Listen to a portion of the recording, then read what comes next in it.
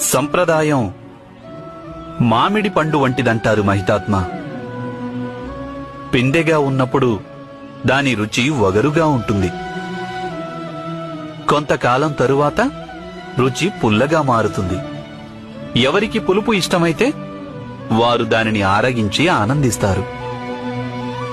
అలా మరికొంతకాలం తరువాత అది మాధుర్యాన్ని అందిస్తుంది, అందరికీ ప్రీతిపాత్రమవుతుంది.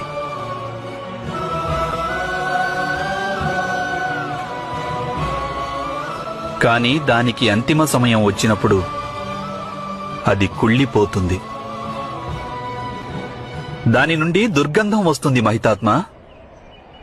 దానిని తిన్నవారికి అనారోగ్యం వస్తుంది. ఇక చివరకు మిగిలేది పండులోని ఎండిన టెంకే. అది దేనికి పనికిరాదు.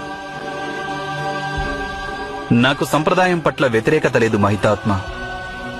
కాని సంప్రదాయం ద్వేషానికి కారణమవుతుంటే, సుఖానికి మారుగా దుఃఖాన్ని ఇస్తుంటే, ఇక ఆ సంప్రదాయాన్ని భూమిలో పాతిపెట్టి కొత్త సంప్రదాయానికి నాంది